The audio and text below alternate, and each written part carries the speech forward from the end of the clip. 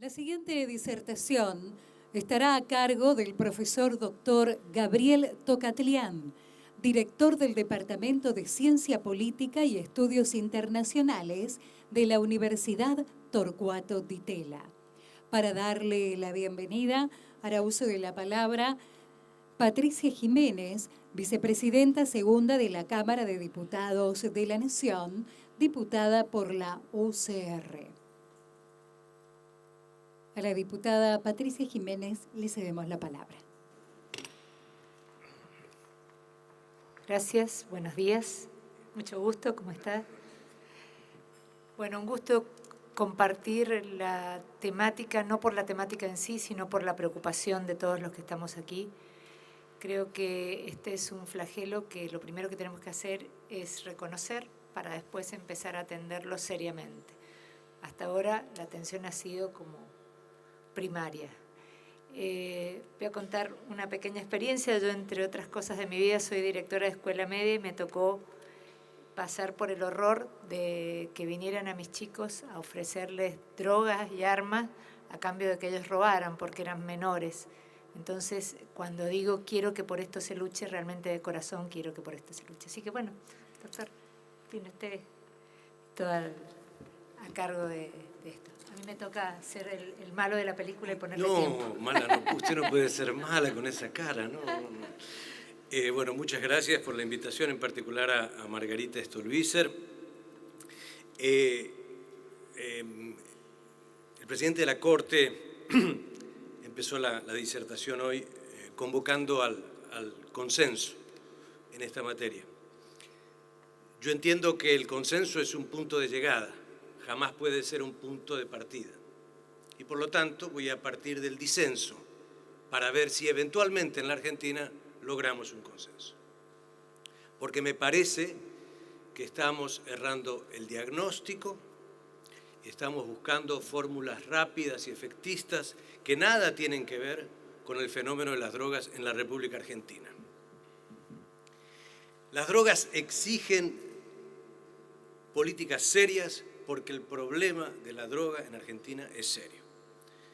Pero como en otros ámbitos típicos, por ejemplo, de la política exterior, donde pasamos de la subactuación a la sobreactuación y muchas veces también pasamos del desdén a la desproporción, algo semejante estamos haciendo en el tema de las drogas. Esto es, estamos usando analogías cerradas, estamos utilizando sin fundamento fáctico real ninguna comparación. Durante buena parte del comienzo de este siglo, los medios de comunicación, los observadores, incluso algunos expertos hablaban de la colombianización de Argentina. Ahora dejó de ser la colombianización, ahora todo el mundo habla, el Papa lo introdujo también, la mexicanización de Argentina. Esto no ayuda a nada, realmente a nada, porque nos saca de la naturaleza específica del problema de Argentina en términos de la geopolítica de las drogas. Nosotros tuvimos una oprobiosa triple A en los años 70. Y lo que tenemos en materia de drogas es una suerte de triple P. Es decir, tenemos pandillas que se están expandiendo, dicho sea de paso. Tenemos políticos locales que cada vez son más cooptados. Y tenemos policías que cada vez son más autónomos. Entonces, si no entendemos la matriz de este fenómeno así, vamos a seguir haciendo comparaciones con países en los cuales no nos podemos comparar. El tamaño de la violencia en Colombia, la historia de las drogas en la frontera entre Estados Unidos y México, el tamaño de los grupos organizados en esos países, no tiene nada que ver con Argentina. Entonces, por favor, primero, tengamos un diagnóstico para este país, no el diagnóstico que nos gustaría vender para tener o más recursos, o más influencia, o más burocracia. Dicho lo anterior, ¿de qué se trata UNGAS 2016? UNGAS 2016 es un encuentro fundamental donde hay la demostración de un cansancio con la lógica de la guerra contra las drogas. Eso es solo eso. No hay que esperar una gran revolución, ni siquiera grandes reformas, ni siquiera retoques sustantivos. en materia de drogas. El tema es de qué modo un gas nos sirve para salir de una mirada dogmática a una mirada más pragmática sobre las drogas. Para eso sirve. Y en ese sentido hay un punto atractivo de un gas y un punto problemático de un gas. ¿Cuál es el punto atractivo de un gas? Que en materia de drogas, de las sustancias, hay un espacio, o se puede abrir un espacio, para la experimentación. Pero paralelamente hay otro problema, y es que se introdujo de manera decisiva en los últimos 2 años y en los últimos 3 meses con más fuerza el tema del crimen organizado. Y hay una hipersecuritización del tema del crimen organizado. Y para América Latina, si nosotros aceptásemos que el diagnóstico del crimen organizado es un problema de seguridad, vamos a empezar una guerra contra el crimen organizado. Como empezamos una guerra contra las drogas y como también en el mundo se inició una guerra contra el terrorismo. Para América Latina, el problema del crimen organizado es un tema de gobernabilidad. Esa es la fuerza de nuestro argumento. Eso es donde nos tenemos que encontrar. Y entonces la posición de Argentina es, ¿dónde va a ubicarse? ¿Va a estar a favor de estos cambios selectivos, puntuales, moderados, razonables, o quiere ser, con otros, el adalid del status quo? A mí no me queda claro todavía. A mí no me queda claro todavía. ¿Por qué es esto? ¿Por qué este cansancio con la lógica de la guerra de las drogas? Yo voy a poner cifras porque, lamentablemente, salvo la ministra de Seguridad, que hizo una presentación a mi modo de ver muy interesante porque dio datos un poco más duros, yo creo que esto hay que hablar con datos, hay que dejar la retórica. Lo que pasa en el mundo con las drogas es una suerte de frustración y fatiga. Veamos los datos. Margarita Stolbizer tiene el mini paper que hice con esto, ahí tienen todas las fuentes, todo esto está con fuentes originales de entidades, organizaciones, expertos, estudios, etc. ¿Cuál es el tema del consumo? Tenemos 246 millones de consumidores de todo tipo de sustancias psicoactivas en el mundo, según nos dice Naciones Unidas. ¿Y qué nos dice Naciones Unidas además? Nos dice que hay 27 millones de personas que son problem drug users, es decir, consumidores problemáticos, es decir, consumidores que abusan. ¿Qué son 27 millones de personas en el mundo? El 0.36% de la población. Y estamos embarcados en una guerra contra un conjunto relativamente manejable del problema y que no requiere políticas represivas, punitivas, coercitivas, blandir siempre que estamos en la lucha frontalmente contra las drogas. ¿Qué tenemos en producción? El año pasado, el segundo récord desde los años 30, 7.554 toneladas de heroína. Cocaína, el mismo régimen estable de los últimos 3 o 4 años, entre 660 a 802 toneladas. Más o menos en unas épocas Colombia produce más, en otras épocas Perú, en otras épocas Bolivia. Aquí hay un efecto globo que es, ya lo conocemos. Marihuana, la potencia de la marihuana se mide por el THC. La marihuana de Estados Unidos, en el año 93, el componente de THC era 3.7. En el año 2013 es 12.6, es más potente. ¿Qué es lo que pasó? ¿Por qué este negocio sigue prosperando? En términos de lavado, los datos son terribles. Se supone que se lava, según Naciones Unidas, entre el 3 al 5% del Producto Bruto Mundial. Y según el estudio del año 2001 de Naciones Unidas, la capacidad de confiscación del sistema internacional sobre esto es del 0.2. Es casi risueño. Y decimos que estamos combatiendo, que hay que combatir el lavado y contra el lavado firme, con todo. ¿De qué estamos hablando? ¿De qué estamos hablando realmente?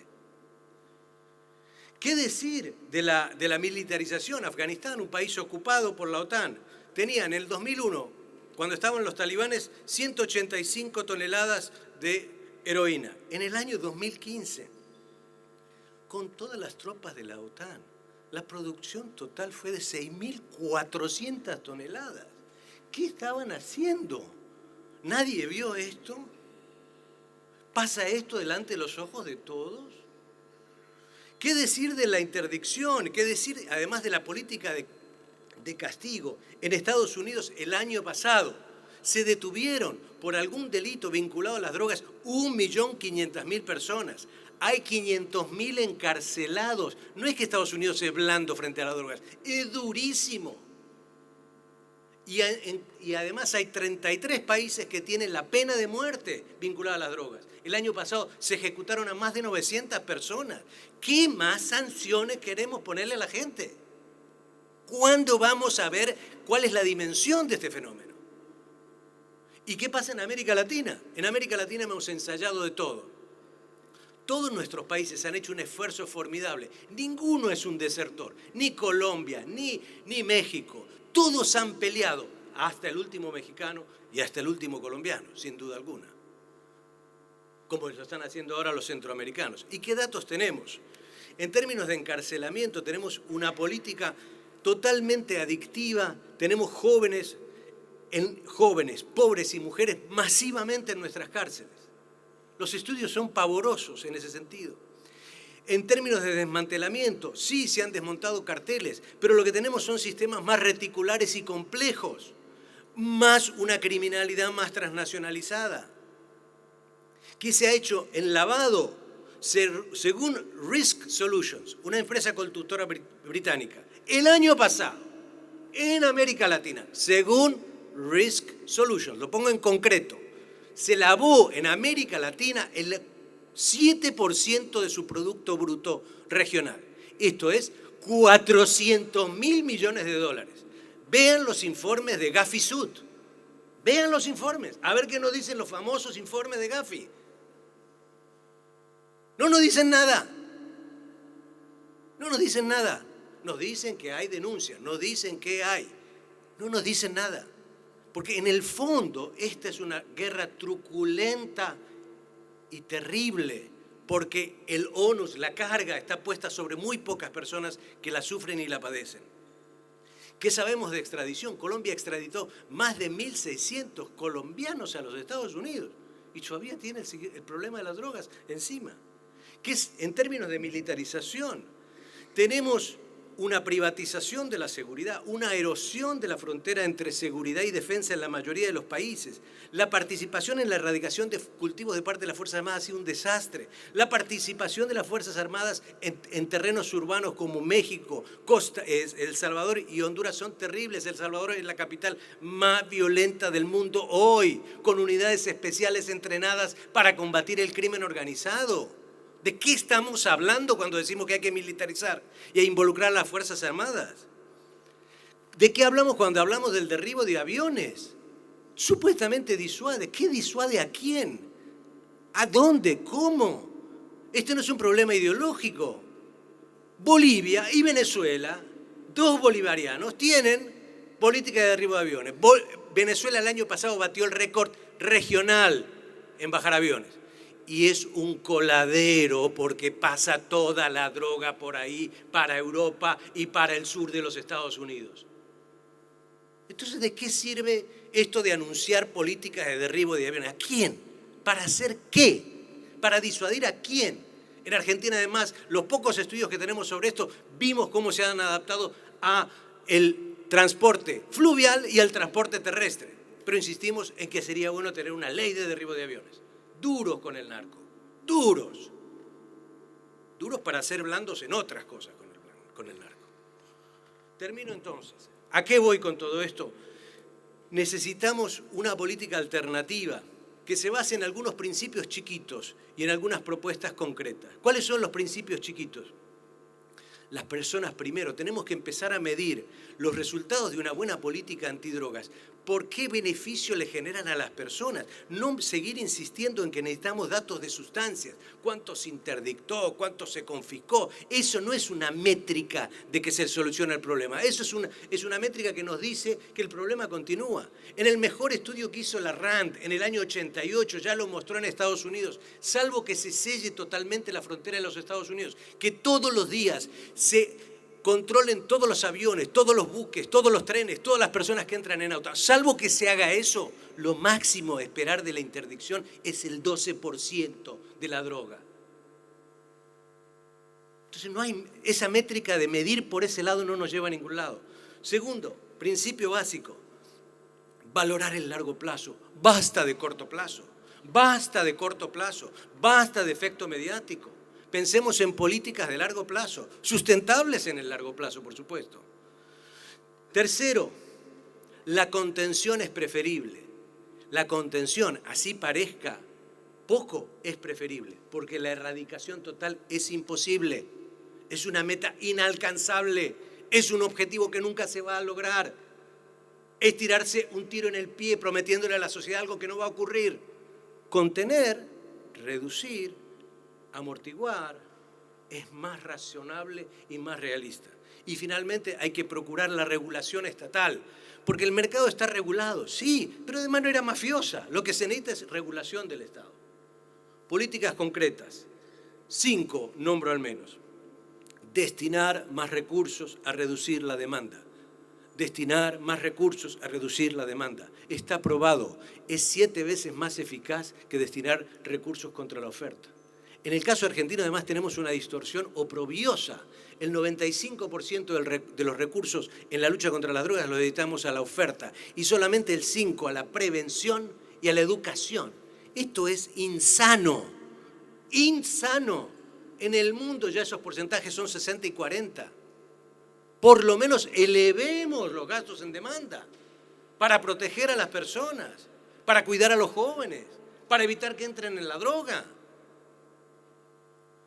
Hay que tener políticas activas en materia de coordinación e inteligencia. Es clave la inteligencia, no se necesitan los militares, se necesita una buena inteligencia.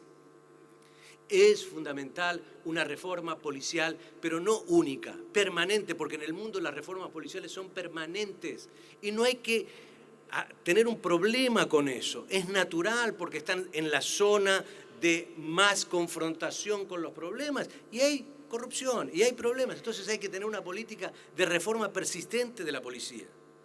Hay que tener unidades especiales también en inteligencia como un método fundamental. Hay que cortar el vínculo entre la criminalidad y la política. Una, por ejemplo, buena ley de financiación de campañas ayudaría mucho más que cualquier retórica. Ayudaría mucho más a desactivar las fuentes de estos actores políticos que lucran regionalmente. Y hay que terminar con el nexo y el contubernio entre las élites económicas y la criminalidad. Aquí hay licitaciones municipales, provinciales, nacionales, internacionales, sin ningún control. El lavado de activos en Argentina es un chiste. La unidad que hace esto, que fiscaliza esto, tiene reportes mediocres, no ha avanzado en nada. No puede ser que sigamos diciendo que se lava mucha plata, que toda la edificación en Rosario, que la edificación acá, que la edificación allá, y nadie sepa nada. No haya un caso simbólicamente representativo. Y por último, last but not least, contemplar políticas experimentales. Contemplar, por lo menos, la descriminalización, la despenalización y la eventual legalización de alguna de las sustancias psicoactivas. Muchas gracias. Muchas gracias, profesor doctor Gabriel Tocatlián, director del Departamento de Ciencia, Políticas y Estudios Internacionales de la Universidad Torcuato Di Tella, y también a la diputada Patricia Jiménez, vicepresidenta segunda de la Cámara de Diputados de la Nación.